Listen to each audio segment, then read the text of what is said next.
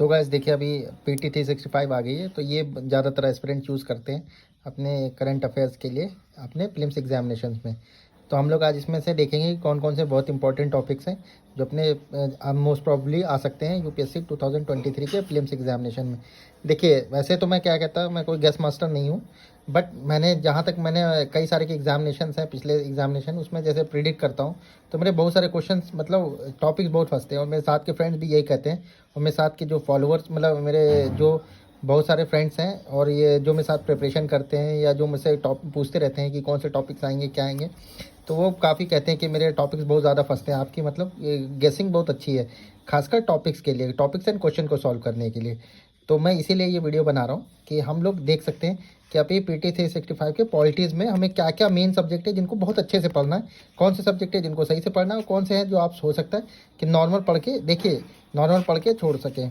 देखिए इनसे एक सब्जेक्ट ये भी बता दूं आपको, UPSC का प्रीलिम्स एग्जामिनेशन है तो कोई भी ये नहीं कह सकता कि मैं लॉजिकल मतलब मैं कहता हूँ कि इसमें देखिए लॉजिक्स लगते हैं, बहुत सारे आपके जनरलाइज स्टेटमेंट लगते हैं, ये सब चीज़ें लगती हैं, बहुत सारे अपने गेस लगते हैं। बट इसका मतलब ये कतई नहीं है कि आप अपनी नॉलेज को इसको कंपैशनेट कर पाओगे अपनी गेसिंग से। देखिए ये गेसिंग भी तभी आपकी प्रिपेयर हो पाएगी जब आपका नॉलेज बेस तैयार होगा। जब आप बेस तैयार होगा तब आपको समझ जाएंगे कि नहीं, UPSC was not trying to find मतलब आपको कहाँ से पूछना चाहती है, कहाँ से नहीं पूछना चाहती, तो ये UPSC करेगी। तो अब लेट्स सी हम लोग चलते हैं टॉपिक्स की ओर, जो इंपॉर्टेंट टॉपिक्स हैं। और टॉपिक्स के बाद मैं एक दिन अभी कल या परसों में इसका पॉलिटिकल सारा बना के दे दूंगा कि क्या क्या पढ़ना है, कैसे कैसे पढ़ना है। तो मैं जल्दी जल्दी इसको 1 घंटे का मतलब 15-15 मिनट की 2-3 वीडियो में इसको कवर कर दूंगा। तो उससे आप लोगों को काफ़ी क्लैरिटी हो जाएगी कि कितना ही पढ़ना, उतनी चीज़ें माइंड में रखनी है, बाकी बहुत ज़्यादा माइंड में नहीं रखना। प्रीलिम्स के हिसाब से, मेंस के हिसाब से चीज़ें अलग हो जाएंगी, तभी प्रीलिम्स के हिसाब से देखेंगे। तो सबसे पहले देखते हैं कि अभी इशू रिलेटेड टू कॉन्स्टिट्यूशन। तो देखिए इकोनॉमिकल वीकर सेक्शन है, 103rd अमेंडमेंट एक्ट हुआ था, अभी रिसेंट अमेंडमेंट हुआ है, तो ये सब बहुत इंपॉर्टेंट टॉपिक हो गया। सब कैटेगराइजेशन ऑफ OBC है, ये बहुत टाइम से चल रहा है, जस्टिस रोहिणी कमीशन को मतलब फिर से एक एक्सटेंशन मिल गया, तो not very important. Uniform civil code, uniform civil code तो हमेशा से टॉपिक रहा है कि एक अच्छा टॉपिक रहा है, तो इसको आप यूनिफॉर्म सिविल कोड को पढ़ सकते हैं अच्छे से। तो इकोनॉमिकल वीकर सेक्शन और uniform civil code, uniform civil code अपना आर्टिकल 40 में दिया हुआ है कॉन्स्टिट्यूशन के, और इसके लिए अभी पोर्तुगीज सिविल कोड है वो भी गोवा में लागू होता है, तो उससे भी काफ़ी रिलेट करते हैं कि उस टाइप का जब वहाँ बन सकता था तो यहाँ क्यों नहीं बन सकता। और गवर्नमेंट इसके लिए बहुत ज़्यादा प्रेशराइज है कि इसको करना है, क्योंकि उसके एजेंडा में है, मतलब इलेक्शन एजेंडा में। तो ये हो सकता है कि एक टॉपिक पूछा जाए। हेट स्पीच है, हेट स्पीच देखिए, हेट स्पीच पे क्वेश्चन इसलिए नहीं आ सकता क्योंकि हेट स्पीच ऐसा है जहाँ पे गवर्नमेंट की बहुत ज़्यादा मतलब बैकफायर करता है गवर्नमेंट को, कि हेट स्पीच के लिए गवर्नमेंट कर नहीं कर पाती। तो इस रिलेटेड क्वेश्चंस को UPSC नॉर्मली अवॉइड करती है। नेगेटिव कनोटेशन के जो क्वेश्चंस होते हैं UPSC अवॉइड करती है। फिर अपना दूसरा आता है सेडिशन। तो सेडिशन और प्रिवेंटिव डिटेंशन।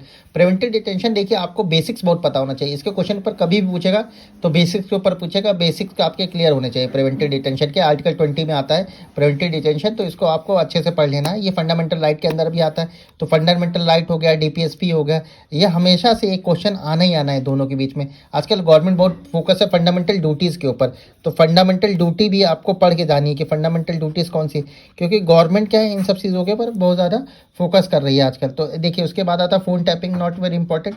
फिर राइट टू फॉरगेटन है, ये बहुत इंपॉर्टेंट है। क्यों? क्योंकि राइट टू प्राइवेसी के अंदर आता है, right to privacy article 19 article 21 के अंदर आती है। तो राइट टू प्राइवेसी है, उसके अंदर सब क्लॉज है राइट टू फॉरगेटन। तो राइट टू फॉरगेटन क्या होता है कि आपको उस मीडिया चैनल, आपको उस सोशल मीडिया से या उस जगह से आपको भूलने का अधिकार। तो इस चीज़ को गवर्नमेंट ने अभी तक इंडिया में रिकॉग्नाइज नहीं किया, पर यूरोपियन यूनियन ने रिकॉग्नाइज किया है, तो इस वजह से ये काफ़ी चर्चा में है। जो कि और UPSC के अंदर एक और खासियत है कि वो वाले टॉपिक जो अदर वर्ल्ड में काफ़ी चर्चा में है पर इंडिया में उतने चर्चा में नहीं, या एक ऐसा चीज़ जो ह्यूमन राइट्स के लिए काफ़ी अच्छा है पर बहुत ज़्यादा न्यूज़ में नहीं है, मीडिया में नहीं है, तो उस चीज़ को UPSC टारगेट करती है, क्वेश्चन करती है। उसके बाद अदर इंपॉर्टेंट न्यूज़ है, इसके छोटे छोटे पार्ट्स है, उसको पढ़ लीजिएगा, ये अदर इंपॉर्टेंट न्यूज़ कभी कभी आ जाते हैं।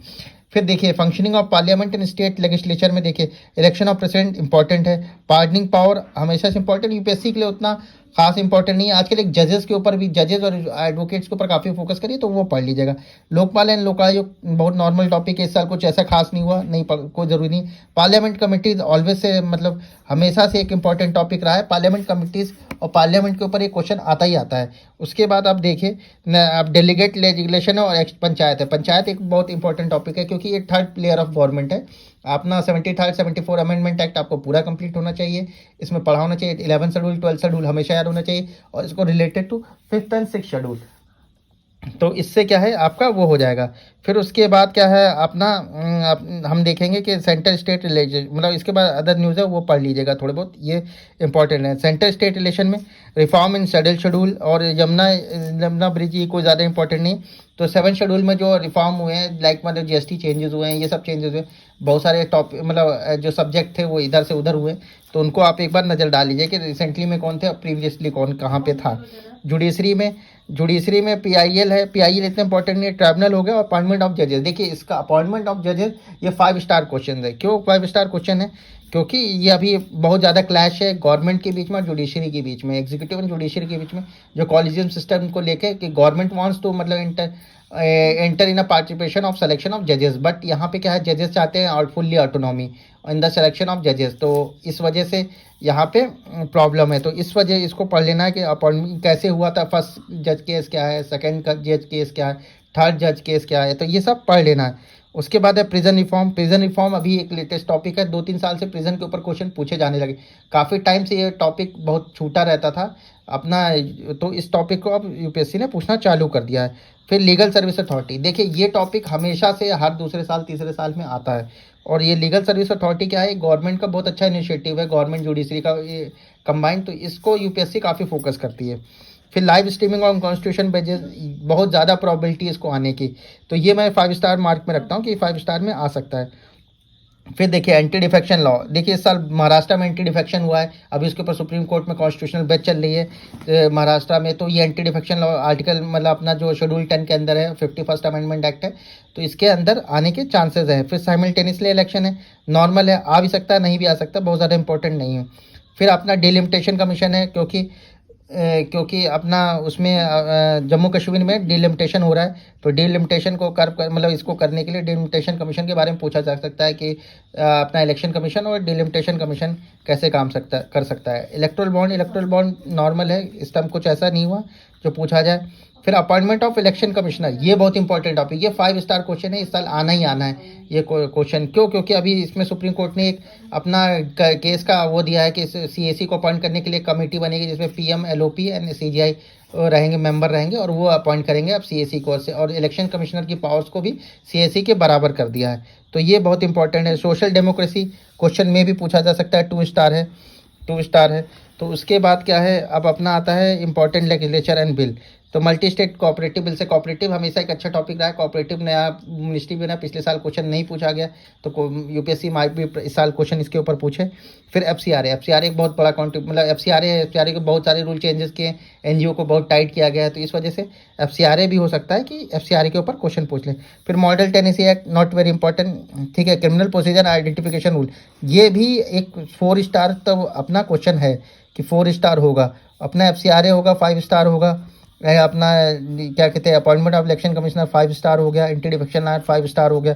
अब इसके बाद आ जाते हैं इंपॉर्टेंट कॉन्स्टिट्यूशन एग्जीक्यूटिव बॉडी, तो अपना यूडीआई है, यूडीआई इतना इंपॉर्टेंट नहीं है, सेंट्रल इलेक्शन कमिश्नर है, ये 5 स्टार में हो गया। इंडिया इन्वेस्टिगेटिव एजेंसीज, अभी ईडी सीबीआई बहुत ज़्यादा चर्चा में, तो ये अपना 5 स्टार में आ जाएगा, ठीक है। ईडी को कैसे सिलेक्शन होता है, ईडी में सीबीआई के लिए सिलेक्शन के लिए कौन सी कमेटी है, जो पीएम, एलओपी और अपना क्या कहते हैं होम मिनिस्टर और अपना उन सब के है, तो स्पीकर्स और तो उन सब कमेटी को आप देख लीजिएगा। फिर उसके बाद इंपॉर्टेंट एस्पेक्ट ऑफ गवर्नमेंट, तो गवर्नेंस के क्या है, जो अर्बन लोकल बॉडीज़ चुनाव हो रहे हैं बहुत सारी जगह पे, उसमें ओबीसी को रिजर्वेशन देने की बात की जा रही है यूपी में, तो इसलिए अर्बन लोकल बॉडीज़ और उसका रिजर्वेशन ऑफ ओबीसीज, इन सब में आप देख सकते हैं इन दोनों को मिला के। फिर लोकलाइजेशन ऑफ सस्टेनेबल डेवलपमेंट, ये भी 3 स्टार क्वेश्चन है, गवर्नमेंट ऐसा फोकस करती है यूपीएससी कि अपना जो इंटरनेशनल लेवल पे जो अपने अच्छे वो हो रहे हो, इनिशिएटिव हो रहे हो। और उसके बाद अपना आईएएस के ऊपर वो है कि rules of resignation in state, might भी पूछा जाए, पर ये लास्ट वाला टॉपिक है, national standard for civil service training institution है, NCSC STI, इसके ऊपर, क्योंकि इसके साथ मिशन कर्मयोगी ये भी अटैच हुआ है, इसके ऊपर लास्ट ईयर मेंस में भी क्वेश्चन था, अभी 2022 में हमने जो पवेट के ऑप्शनल में देखा था इसके कि इसमें क्वेश्चन आया था, तो मैंने वो क्वेश्चन अटेम्प्ट किया था। तो ये NSTI इसके ऊपर काफ़ी ज़्यादा मतलब गवर्नमेंट फोकस कर रही, तो यूपीएससी मार्ट भी इसके चांसेस है कि इसको एक क्वेश्चन दे दे। तो आप इसमें ये भी 5 स्टार की रेटिंग में डालूंगा। तो देखिए अब इसमें कम से कम 15 टॉपिक्स ऐसे आ रहे हैं जो कि आपको अच्छे से प्रिपेयर करने हैं। तो 15 टॉपिक्स में माइट भी आपको 4 से 5 टॉपिक आपको 100% मिलेंगे। तो मेरी आशा है कि आप अच्छे से पढ़ेंगे, उसको तैयार करेंगे, और बेस्ट ऑफ लक। अब मैं कल या परसों में इनके ऊपर डिटेल बना दूंगा कि क्या क्या पढ़ना है, क्या क्या नहीं पढ़ना है, क्या क्या इसमें इंपॉर्टेंट चीज़ें, उसको आप ध्यान में रखिए, तो वो हो जाएगा इससे। और उसके बाद हम इकनॉमी की उसकी ओर बढ़ेंगे। ठीक है, और मेरा वीडियो अगर आपको अच्छा लगे तो लाइक करिए, सब्सक्राइब करिए। Thank you very much.